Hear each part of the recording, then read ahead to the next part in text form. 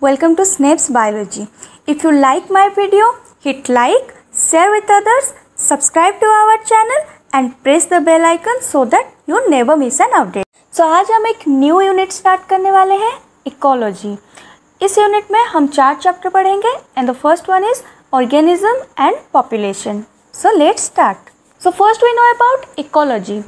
So the term ecology was first described as the study of an organism and its environment by a German biologist Ernst Haeckel in 1869.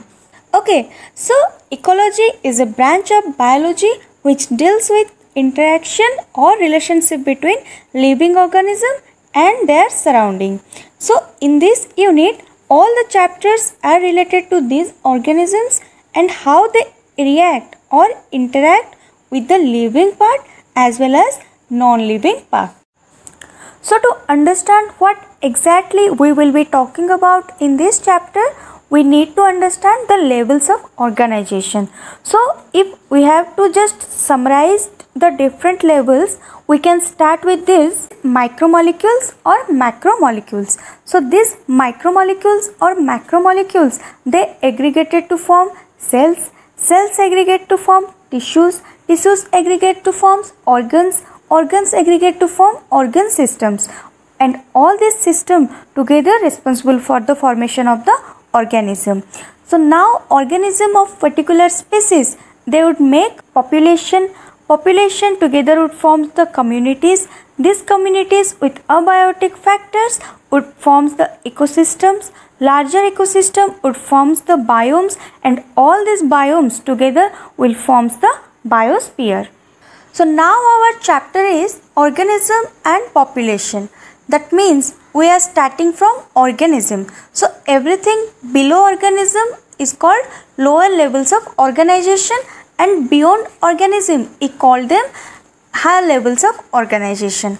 So when we are talking about higher level of organization, we will go from organism upwards. So in this unit we will mainly focusing on higher level of organization, and in this first chapter we will be focusing on these two, organism and population levels of organization. Now first thing is, when we are talking of organism, we have understood which level are we at, and when we talking of population, again we know we are one step higher. And in this unit we said that we will be talking about the interaction between the living organisms with biotic as well as the abiotic factors. So the question is, what is abiotic factors? The abiotic factors are the non-living factors, substances and conditions of the environment which influence the physiology, survival, function, behavior and reproduction of organisms. So what are those abiotic factors with which the interaction has to be started? First one is temperature, second water, third is light, and fourth one is soil. So these are the 4 main abiotic factors, and we will see how living organisms interact or react with these abiotic conditions. We will be talking about all these factors in details. And what is biotic factors? The biotic factors are the living factors. In biotic factors, it is the interaction among the living organisms, and this interaction would be predation, parasitism, or it could be like a pathogen, that is disease causing organism, or it could be competition. So when we talk about predation, it is between the living organism. It can be of different species. Parasitism, again of different species. Pathogen also, again different species. The last one is competition. So competition can also be between the members of same species or between 2 different species also. And there are various factors for which this competition is going to take place. Now we will discuss how this abiotic condition affects the organism, or how the living organisms interact with this. And the first factor is temperature. So the temperature is a very important abiotic factor. It affects the living organisms in various ways. So how differently it affects, we will talk about. So living organisms के body के अंदर in fact inside each and every cells various metabolic process होता रहता है which is governed by the enzyme and the enzyme act as a biocatalyst. So अगर optimum temperature होगा तो enzymatic activities भी maximum होगी and the metabolic process भी speed से हो पाएगा. अगर temperature कम या ज़्यादा होगा तो enzymatic activities भी fluctuate होगी. So optimum temperature for enzymatic activity is required. Okay, now at what temperature are these living organisms found? Living organisms can be found from sub-0 to 50 degrees Celsius. This is a range. 0 degree temperature हमें polar region में देखने को मिलता है and 50 या 50 से ऊपर temperature हमें डेजर्ट एरिया में देखने को मिलता है. So this is a range. इस टेम्परेचर रेंज के अंदर हमें बहुत सारे लिविंग ऑर्गेनिज्म देखने को मिलते हैं. This is normal temperature. But there are organisms which are found at 100 degrees Celsius also.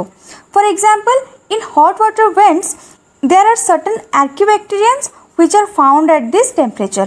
So, in this wide range of temperature, where we can find various kinds of living organisms. But most of them, they prefer a range where the enzymes can work. The organisms which can survive at very high temperature, they have to have some special type of protein which can work as enzyme at extremely high temperature. And there are some proteins which are known as the antifreeze proteins. These proteins also helps them survive again in the extreme condition. Okay, ऐसे भी animals और organisms पाए जाते हैं जो कि wide range of temperature को tolerate कर पाते हैं. उस टाइप ऑफ ऑर्गेनिजम्स को बोलते हैं eurythermal organisms. So eurythermal organisms are the ones which can tolerate wide range of temperature. Human beings and the animals which are found around human being, they are come under this category. So when we have to write the example, we can write human beings, cats, dogs, cows, etc. So as we can tolerate a wide range of temperature, these animals can also do that. Clear? And ऐसे भी organisms और animals पाए जाते हैं जो कि ज़्यादा temperature सहन नहीं कर पाते हैं. उन ऑर्गेनिजम्स को बोलते हैं stenothermal organisms. So stenothermal organisms are which can tolerate narrow range of temperature, and in this we can take the example of corals, few insects and few reptiles. So temperature plays very important role. One is the enzymatic activity, and there are various processes which are temperature driven. And then when we come to the actual method or mechanism by which the living organisms are able to cope up with the various temperature conditions, we will take the certain examples like hibernation, aestivation, and what do animals do to run away or escape from the extreme temperature condition. So it was all about the abiotic factor, temperature. Next we will discuss about another 3 important factors, light, water and soil. So stay safe, stay at home and stay connected with us. Thank you.